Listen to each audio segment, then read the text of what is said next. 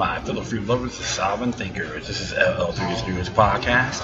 My name is Craig, transmitting from the beautiful swampy mangroves of South Florida. And today's date is Sunday, August 20th, 2017. I'd like to wish happy birthday to a few folks out there on this day. Anna, Shadia, and the Congressman Ron Paul. Make sure your holidays is celebrated with honor, dignity, and eternal love. Plus, I'm at CJ's Java Lounge, located at 400 Southwest 1st Avenue, Suite 1, along the New River of Fort Lauderdale, at the Yacht Club. A little cloudy, rainy, all that good stuff. Good little crowd earlier today, just mingled away. Good vibe, gotta say that. I always like to thank CJ's Java Lounge for letting me do this show here. You know, the owners and all that, the workers, they love it. So always give them that plug in. Whatever you do, come over. If you're in Fort Lauderdale during the morning or afternoon, check it out. You won't be disappointed. Good folks. Mom and Pa. If you can't stay in the franchise corporate coffee shops, come on here. There's plenty of other local shops in the city.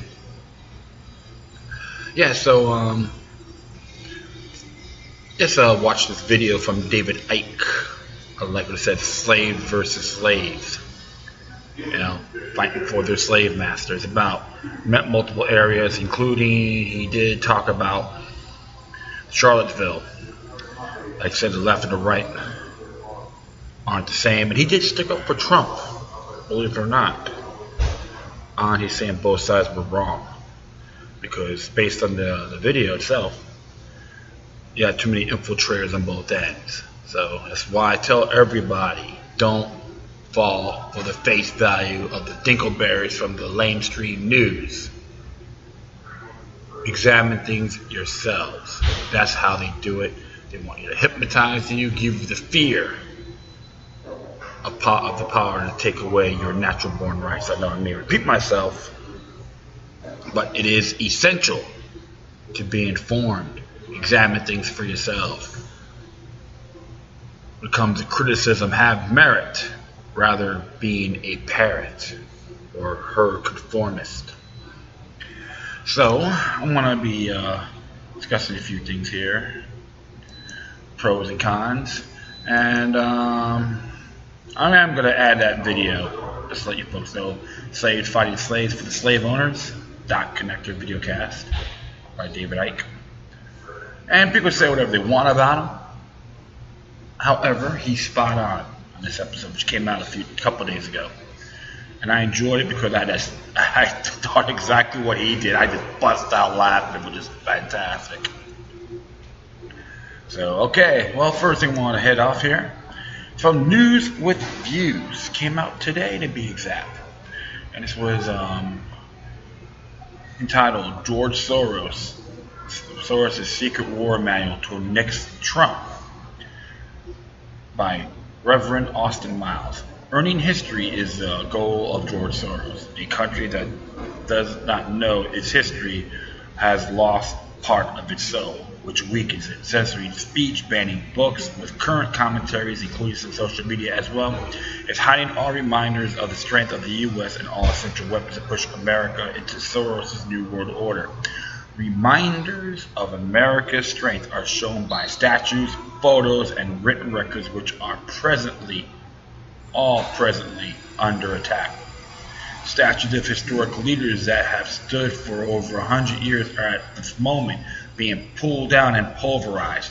Kelly Nelson, founder on the news site Exposing Modern Mugwumps, used this phrase, monumental stupidity, when reflecting on the madness of bulldozing statues of leaders. Excellent description. Even simply being white is now under attack. Stanford University has just introduced a new course, Abolishing Whiteness, which is built upon systematic privileges afforded to whites in Western society. How is that again? Yes, this is Stanford University, where a student pays a small fortune to gain their wisdom, and this is an example. dumb, stagnant, happy, and treat you as a slave that believe you can know everything. Alright, this is what I'm looking at. Below is a quote I just found while browsing some books. It is incredible how accurately it explains life and our future. Read this carefully. Every record has been destroyed or falsified. Every book written. Every picture has been repainted. Every statue and street building has been renamed. Every date has been altered, and the process is continuing day by day and minute by minute. History has stopped. Nothing exists except as an endless present in which the party is always right. And this quote, whose quote this is? George Orwell in his book 1984. So hope for you slaves from both ends of the paradigm want to fight each other for your masters, climax for his personal gain, and try to get some respect, which you have none. Think about that really well. To all those troublemakers that want to stir the pot, want to be the pawns of Gladio or the New World Order. Yeah, calling all of you out. Regardless. I will continue. This book was published on June 8, 1949. 60 years ago, Orwell was dying in tuberculosis sanitarium when he wrote it. At that time, 3 men were figured out how to divide the world: Churchill, Stalin, and Roosevelt. Yeah, yippee yapping yahoo. People think Stalin was a great man.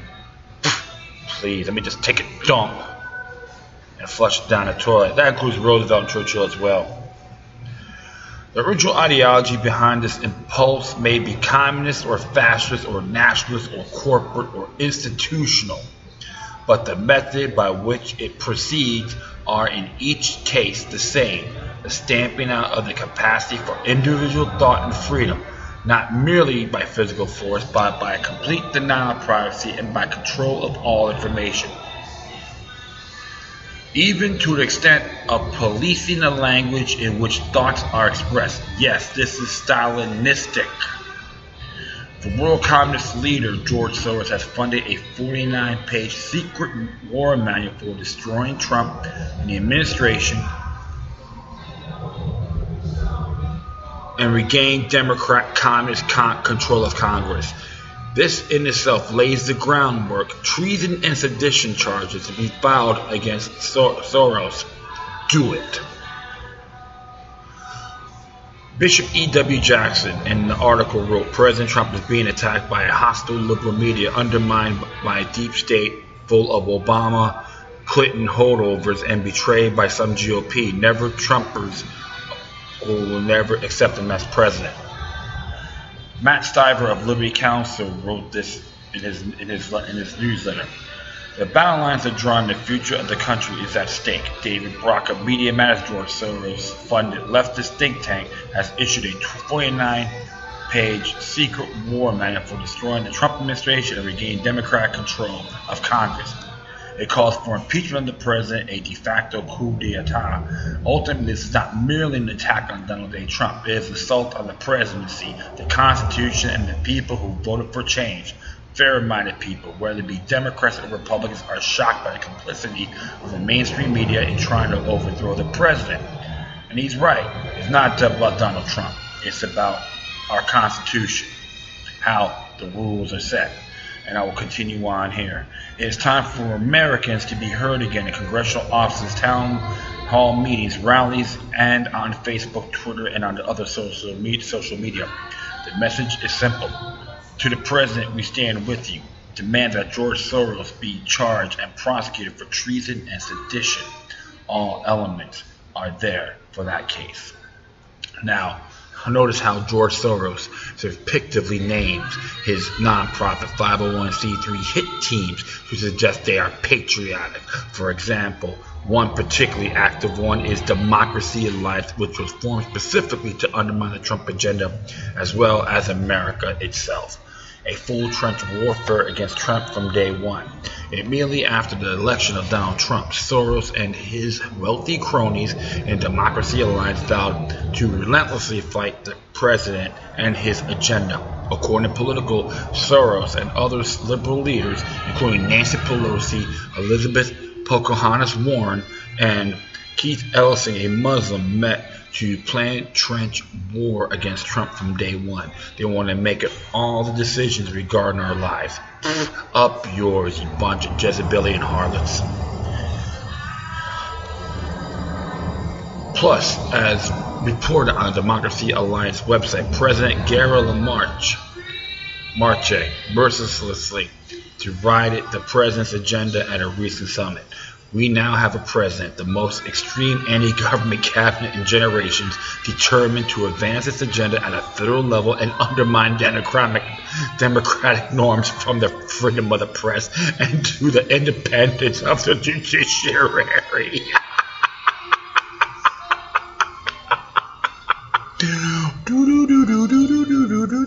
I'm going to continue on here. These assaults on democratic processes and systems hurt working families, endanger our environment and public health, erode faith and trust in government, delegitimize democratic institutions, and undermine the capacity of government at all levels to deliver basic services. We have much to resist. Oh yeah, but you guys are exceptional. They can't have it, but we can. Exceptional. Being less patriotic, this came for us. Exceptional. Just to let you folks know that, okay? I'm just have to laugh. It's like, that scapegoat, it makes me a hero. I'm gonna have a witch hunting fetish. Imagine you going with somebody, go, hi, I have a witch hunting fetish. You ain't gonna be like, who's this pussy? Let's get out of here. Excuse my language, but I just like have to chuckle. It was like insulting but hilarious. It was just let you know they believe you're that stupid.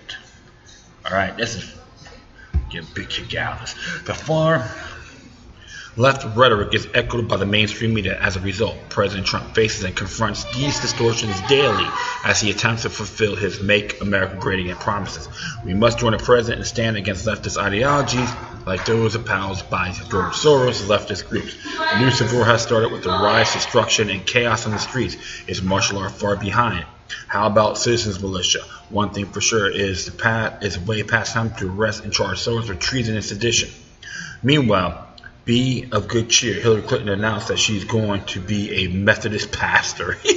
I've read that article. It was hilarious. It's like, you gotta be kidding me. And she's gonna be down here to October 3rd in Fort Lauderdale, the Broad Performing Arts Center. It's been announced. So we should all go out there and go, repent, my sister, repent. And you're gonna go, Lord, thank you for making me a treasonous quack and spreading my legs to the New World Order in Jesus' name. That would be the Hillary Clinton prayer, okay? The claim she's really a Christian, just to ridicule that buffoon, Jezebelian harlot as well. New World Order garbage. And I say that on her actions. This may cause palpitations, since you all shall know the truth and the lie will not set you free, but it will be high-profile church and should attract quite a crowd. Wow. So Chaplain Miles, you're absolutely right. That was a good article, I gotta admit. But the whole thing is, my friends, a lot of folks out there gotta really pay attention. And he said it best, you know, it's not Donald Trump, it's our constitutional republic. The supreme law of the land is in jeopardy. Like him or not, you gotta examine the bigger picture. And I've been telling folks for a long time, Trump has been witch hunted on garbage. Don't get me wrong. In some of these shows I've done, I made some criticism on President Trump, on his actions. Okay, so don't get me wrong. It's not trying to praise the man or have him be my Lord and Savior, but the principle I'm focusing on, and everyone out there should have that same mindset. Because someone you may want to support can get in that mind. If this happens and don't do anything, the president has been created. And all you Bernie Sanders supporters, if this could happen to him as well. I'm not a big fan of the man because he's not a liberty-minded, but it could happen to him also. Something to think about. All right, next one here came from TruthDig. I really go to these guys' sites. It came out yesterday. It says here ACLU shifts positions on defending armed demonstrators. It's by Jessica Corbett, Common Dreams. The American Civil Liberty Union will no longer defend groups that insist on marching with firearms following violent gatherings of white supremacists in Charlottesville, Virginia last week. Events in Charlottesville will require any judge, any police chief, any legal group to take the facts of any white supremacy protest with much cinder cone. Anthony Romero, the ACLU's long-serving executive director, told Wall Street Journal Thursday evening, if a protest group insists, no, we don't want to be able to carry loaded firearms, well, we don't have to represent them. They can find someone else, he also said, noting that a new policy aligns with the positions adopted ACLU's National Board in 2015 to support reasonable firearm regulations. Yeah, it's pretty disappointing, but I'm not surprised. I will continue on here. After one counter-protester was killed and dozens more were injured in the demonstration on Saturday, the ACLU was criticized for defending in federal court the white supremacist constitutional rights. Citing safety concerns, the city had tried to move Saturday's Unite Park rally to a park a mile away from Charlottesville's Emancipation Park, with the white supremacists planning to protest the city's decision to remove a statue of Confederate General Robert E. Lee. The ACLU and the Rutherford Institute successfully argued that Charlottesville was discriminating against protesters who espouse highly controversial and blocking their access to a historic downtown park while allowing counter-demonstrators access to park in the vicinity, and the rally was allowed to continue as planned until a state of emergency was declared on Saturday. Although many of the white supremacist protesters openly carried firearms, which is legal in Virginia, deaths and injuries were not the result of the guns. However, the Journal reporter Romero explained that the displays of force can suppress speech through intimidation. Well, but it's okay to use other things, flags and bats and sticks. Look what happened in Berkeley.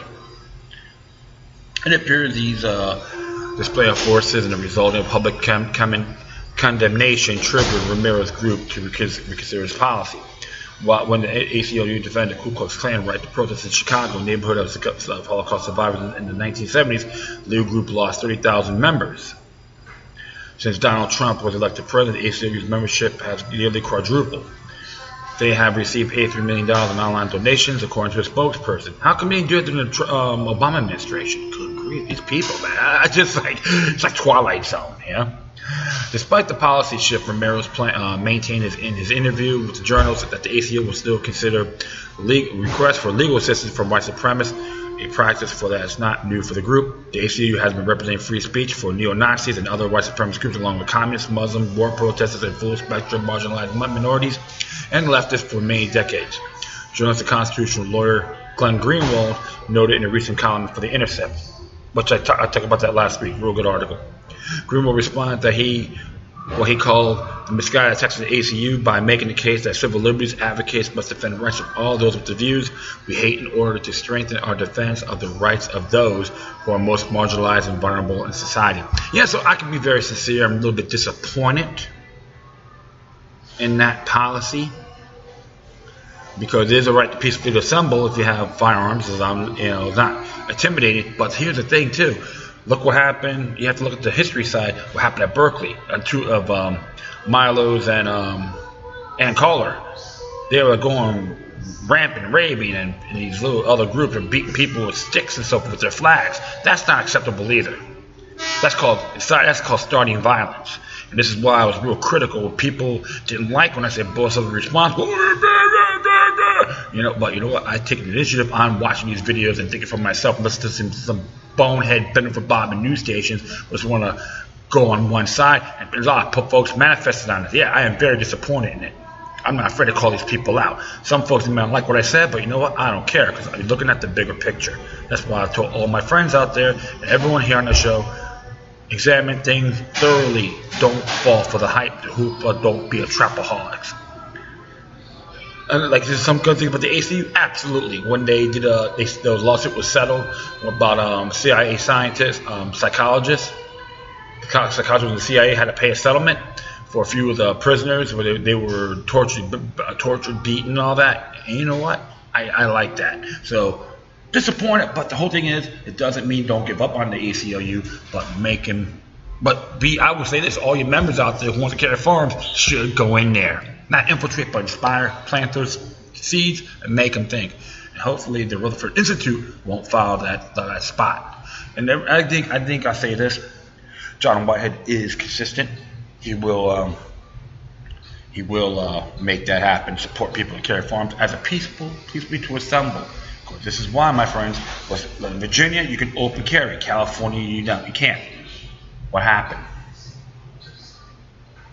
So one moment, I'll be back.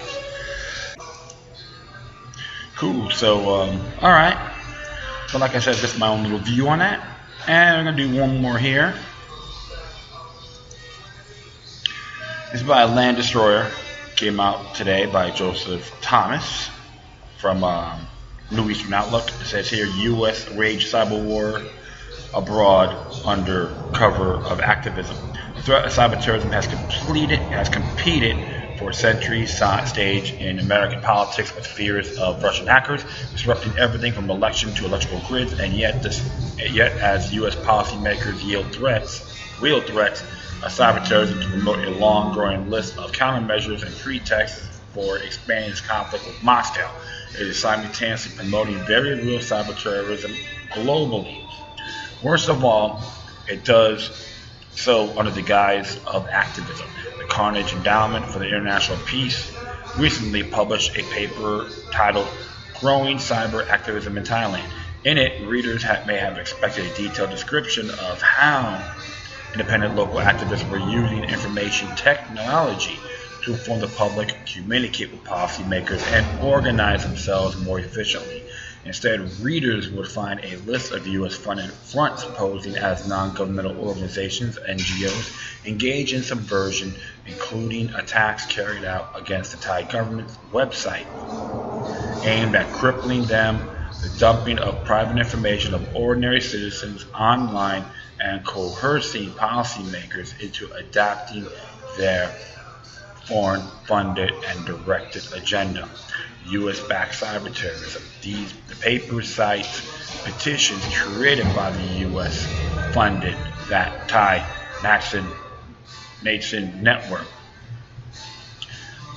on the U.S.-based petition site, change.org, as well as distributed denial of service attacks, DDoS, aimed at crippling essential government websites, a campaign defended by U.S.-funded TeknoAXE as being virtual civil disobedience. The paper will claim our emphasis. The most innovative countermeasure was a serious distributed denial of service attack. An anonymous group, Thai F5 Cyber Army, declared a cyber war on the Thai government by encouraging netizens to visit listed official websites and continuously press F5 on their group keyboards to refresh their pages. The goal was to overwhelm web servers and cause a temporary collapse of the websites of the Ministry of Defense, Ministry of Information and Communication Technology, Government of Thailand, National Legislative Body Assembly, and Internal Security Operations Command.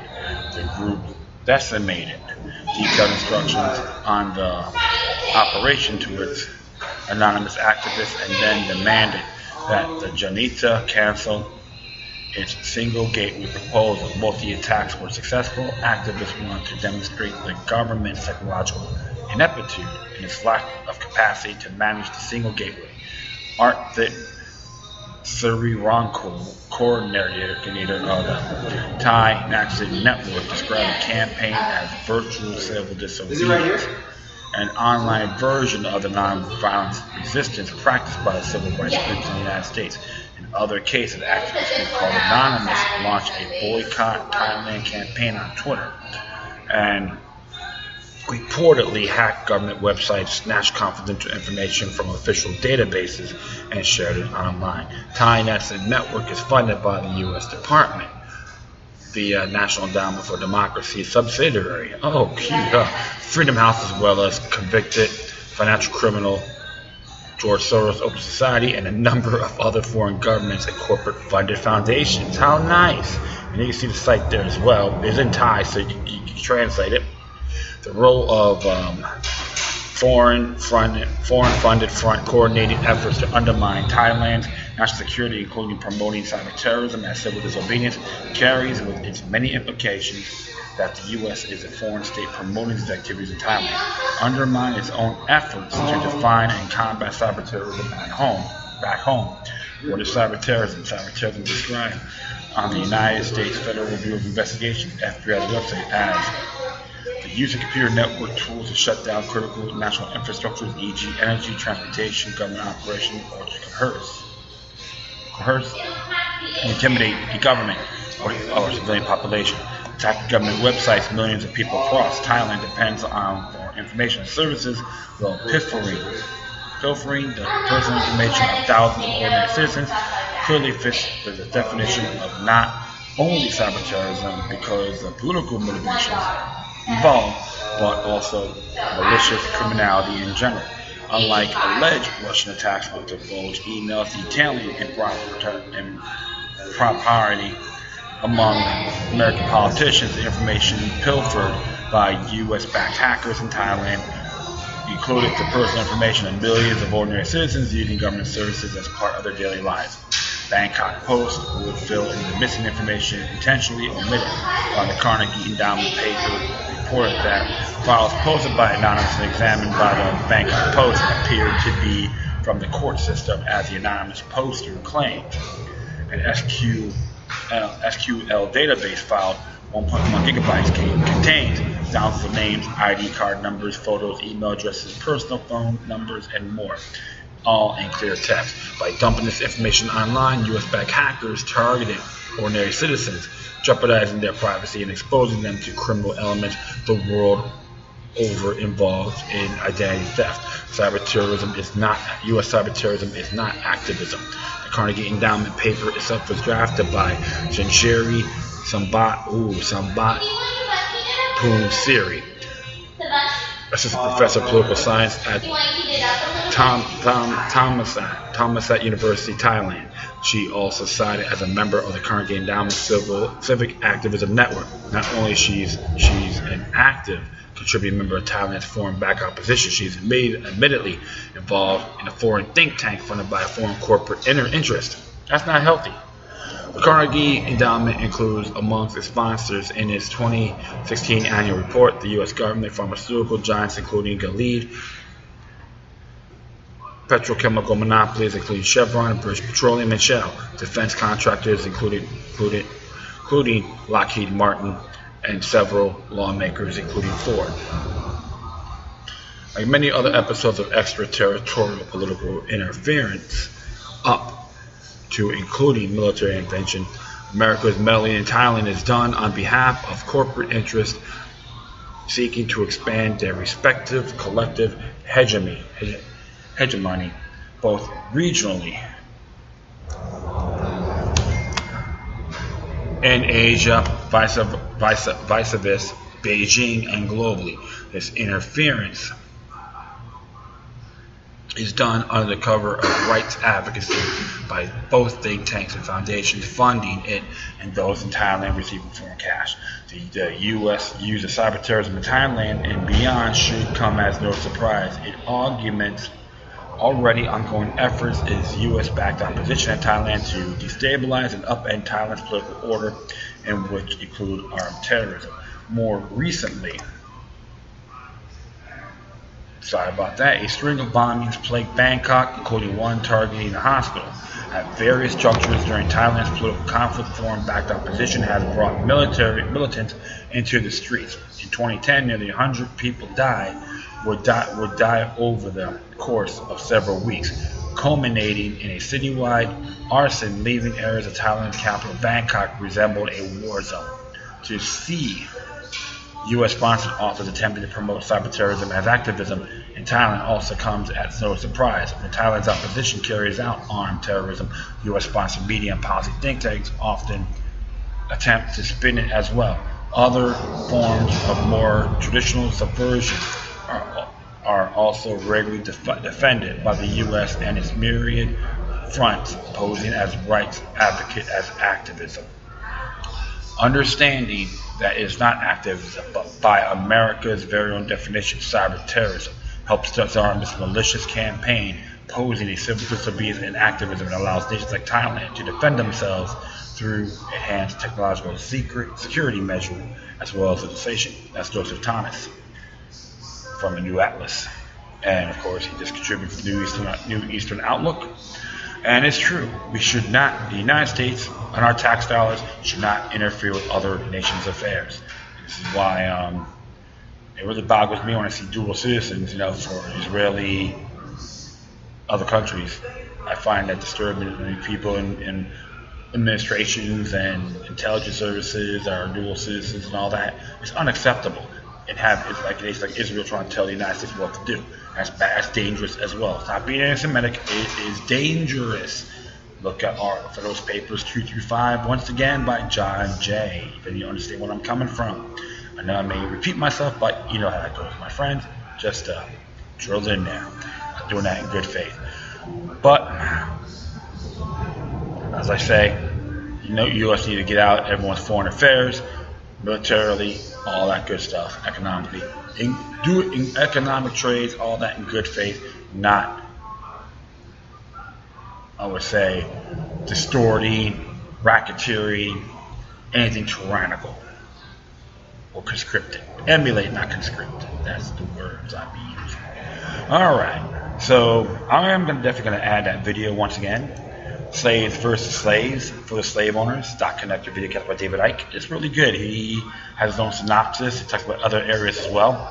The whole thing is, you gotta always examine the bigger picture. And I know I'm digressing this, and please forgive me.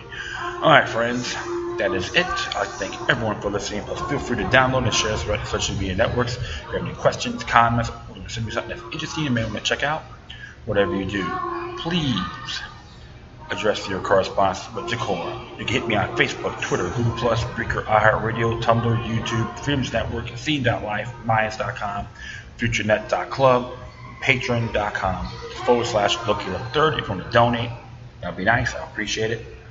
Try to get some equipment. Your donations could help out. Alright, in addition, you could email me at LookYouLuck3@gmail.com or to encrypted ones. LookYouLuck3@protonmail.com. Ooh, okay, I'm not too bad, I would say. Try not to stutter, or flip-flop, or tongue-tied.